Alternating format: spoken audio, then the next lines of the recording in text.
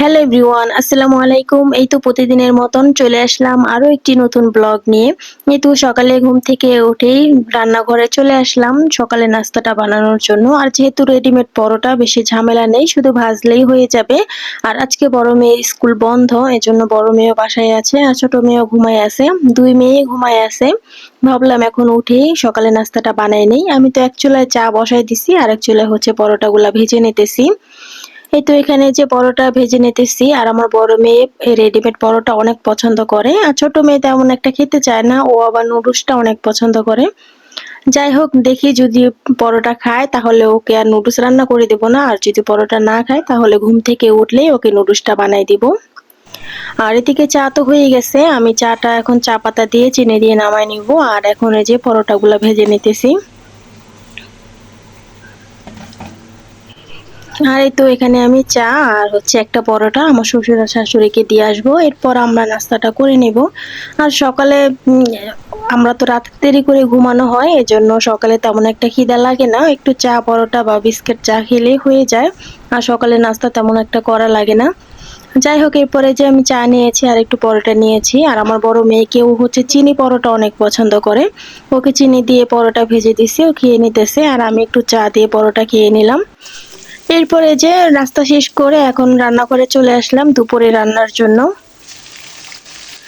আমি এই যে এখানে পেঁয়াজটা, কাঁচামরিচ আর পেঁয়াজ তেলে দিয়ে ভালো করে ভাজা ভাজা করে নিয়েছি। এখন আদা রসুন বাটা দিয়ে দিলাম। আজকে লতি দিয়ে ইলিশ মাছ রান্না করব। আর লতি দিয়ে ইলিশ মাছ কিন্তু অনেক মজা লাগে। আমরা বেশিরভাগ সময় লতির সাথে ইলিশ মাছের মাথা বা লেজ দিয়ে রান্না করি, তবে আজকে মাছ দিয়ে রান্না করব। এই তো এখানে আমি সব মশলা দিয়ে ভালো করে কষাই নিতেছি, এরপর হচ্ছে লতি আর মাছ দিয়ে দেবো। আমি প্রথমে মাছটা ভালো করে কষায়ে উঠায় রেখে দেবো, এরপর লতিগুলা কষায়ে মাছগুলা দিয়ে দেবো। এরপরে যে এখানে দিয়ে পানি দিয়েছিলাম, এখন আদা রসুন বাটা তো দিয়েছি, এখন ছাক বাটা দিয়ে ঢাকনা দিয়ে ঢেকে রেখে দেবো আস্তে আস্তে, যাতে লতিটা সিদ্ধ হয়। চালটা একটু কমাই দিব। এখানে আমি একটা ইলিশ মাছ পুরোটাই দিয়েছি আর মাছগুলা কিন্তু ভাঙবো না, আনামানামে থাকবে। এরপর তো আমি আর আজকে কোনো ভিডিও করতে পারি নাই। আর এরপর হচ্ছে এটা এর পরের দিনের ভিডিও। সকাল সকালে যেখানে আলু ভর্তা করে নিতেছি। আজকে আবার বড় মেয়ের স্কুল খোলা ছিল, মেয়েকে তো স্কুলে দিয়ে আসছি। মেয়েকে স্কুলে দিয়ে এসে আলু সেদ্ধ বসাইছিলাম, এখন এই যে আলু ভর্তাটা করে নিতেছি সকালের জন্য।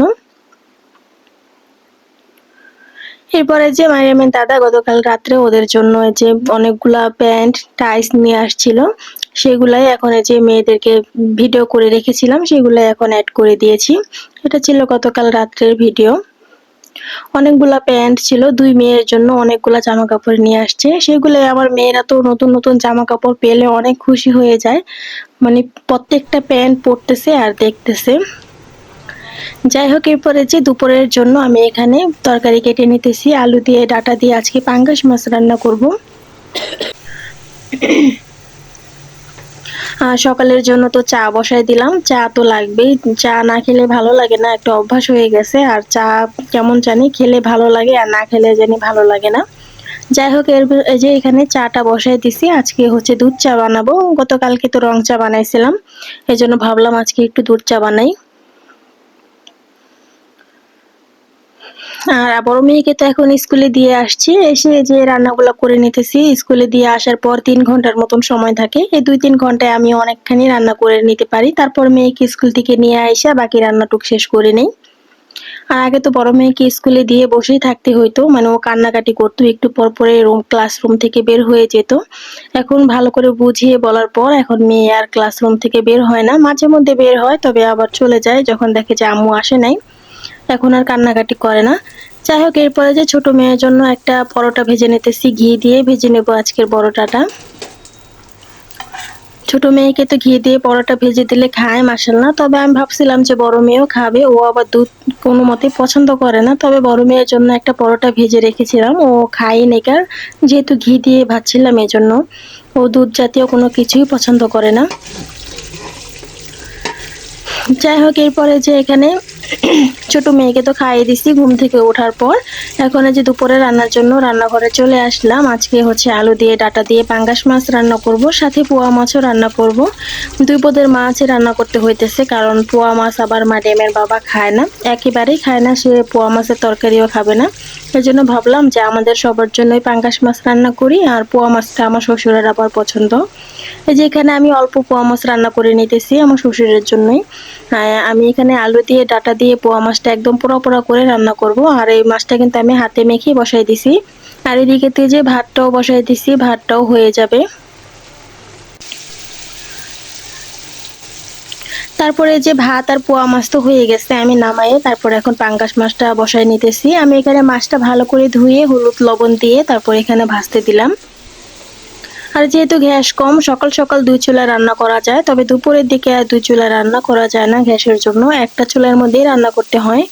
এরপরে আমি এখানে যে মাছগুলা ভেজে উঠায় রেখে দিয়েছি, এরপর হচ্ছে এখানে মশলাটা ভালো করে কষায় নিতেছি। এখন আলু আর ডাঁটা দিয়ে ভালো করে কষায় পানি দিয়ে দিব।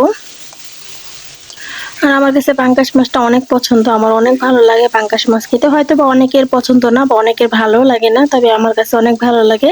আর বিশেষ করে পাঙ্গাস মাছটা ছোট বাচ্চাদের জন্য অনেক ভালো আর অনেক উপকারী। আর আমার মেয়েরাও অনেক পছন্দ করে পাঙ্গাস মাছটা, ভেজে দিলেও খায়, তরকারি দিয়ে রান্না করলেও খায়। এরপরে যেখানে মারিয়ামকে গোসল করা দিতেছে ওর দাদি, আমার মেয়ে তো পানি পাইলে পুরাই খুশি হয়ে যায়, যতক্ষণ পানি লাগতে পারে ততক্ষণই ওর কাছে ভালো লাগে। আর আমার রান্না বান্না প্রায় শেষের দিকে, আমি যেদিকে এখন বিছানাটাও ঘর দুয়ার পুরো গুছাই নিব, এরপর হচ্ছে গোসল টোসল করে আসব। আর এদিকে মারিয়ামের বাবা খেতে চলে আসছে আর আমরাও খেতে বসে পড়েছি। এই যে আমি প্রথমে এই পাঙ্গাস মাছের তরকারিটা নিয়েছি, মাশাল্লাহ অনেক মজা হয়েছিল পাঙ্গাস মাছের তরকারি। আর আমাদের বাসায় তিন চার পদের তরকারি রান্না করা হয়, ভাজি ডাল সবকিছু মিলে, তবে যে কোনো এক পদ যদি মজা হয়ে যায় তবে সেটা দিয়ে সবাই খেয়ে নেয়। আজকের তরকারিটা এমনই হয়েছে, অনেক মজা হয়েছে। আলু দিয়ে ডাঁটা দিয়ে যে পাঙ্গাস মাছটা রান্না করেছিলাম, তবে দুপুরে সব তরকারি শেষ হয়ে গেছে মাশাল্লাহ, আমার মেয়েরাও খুব পছন্দ করেছে। ওরা তো খালি খালি মাছ নিয়ে খাইতেছে বাটি দিয়ে, মানে ওদের অনেক ভালো লেগেছে। যাই হোক, এরপর খাওয়া দাওয়ার পর ছোট মেয়েকে নিয়ে একটু ঘুমাইছিলাম বিকেলে, আর সন্ধ্যা থেকে উঠে দেখি আমার ননদ একটা ডেজার্ট বানিয়েছে। এটা পুডিংও বলা যায় না, তবে পুডিং না, কিন্তু দুধ দিয়ে আর ডিম দিয়ে বানাইছে, খুবই মজা হয়েছিল। আমি তো খেয়ে নিয়েছি, ভালোই লেগেছে খেতে। ও বিকেলের দিকে বানায়া ফ্রিজে রেখে দিয়েছিল, আর এখন এই যে ঠান্ডা ঠান্ডা দিয়েছে আমাকে ঘুম থেকে উঠছি পর। এখন অনেক মজা হয়েছে এটা খেতে, খেয়ে নিলাম।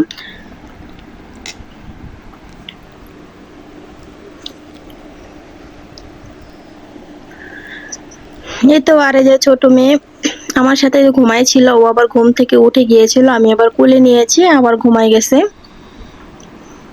এখন আর বেশিক্ষণ ঘুমাবে না, এক বিকাল যেহেতু ঘুমাই গেছে, এখন আর ঘুমাবে না, উঠে যাবে। যাই হোক, এরপরে যে আমি এখন রান্নাঘরে চলে আসলাম, রাত্রের জন্য একটু ডাল পাতুরি করে নেব। রাত্রে তরকারি তো ছিল না, অল্প একটু ছিল, আর ভাজি ছিল। এখন ভাবলাম একটু ডাল পাতুরি করি আর ডিম ভেজে দিব, না হয়ে যাবে রাত্রের খাবারটা।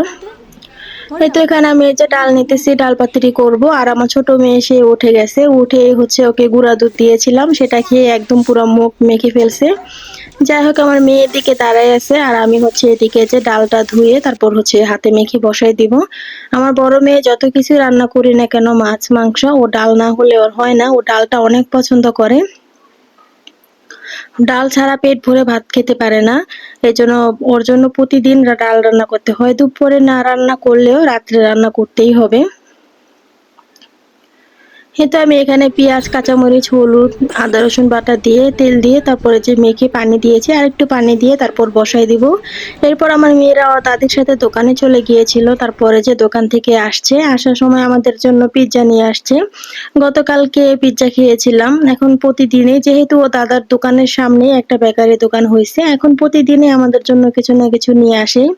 আর ভালো লাগে খেতে, নতুন বেকারি দোকান নতুন নতুন সবকিছু বানায়, খেতে ভালোই লাগে। আর আমার মেয়েরাও অনেক পছন্দ করে।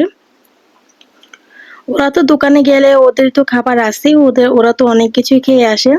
আর এই জন্য প্রতিদিন দোকানে যাবে, একদিনও মিস করা যাবে না, মানে যেহেতু বাচ্চারা এরকমই, যেখানে আদর পায় সেখানেই যাবে। যাই হোক, এরপরে তো এখানে যে পিজ্জা নিয়ে আসছে, এখন পিজ্জা খেয়ে নেব। ভালোই লাগে পিজ্জাগুলা খেতে, আমার কাছে অনেক ভালো লাগে। তবে আমার মেয়েরা বেশি একটা খেতে পারে না, যেহেতু একটু ঝাল ঝাল করে বানায় দেয় এজন্য। আমার ছোট মেয়ে তো শুধু উপরের টুক খাবে, তারপরে আর খাবেই না। যাই হোক, এরপরে যে এখন সবাই মিলে সন্ধ্যার নাস্তা করে নিতেছি, পিজ্জা খেয়ে নিতেছি। আজকের ভিডিওটা কেমন লাগলো অবশ্যই লাইক কমেন্ট করে জানাবেন, আর অবশ্যই সাবস্ক্রাইব করে দিবেন। আর এই তো আমার ভিডিওটা যারা দেখবেন ফুল ওয়াচ করে দেখবেন। আল্লাহ হাফেজ।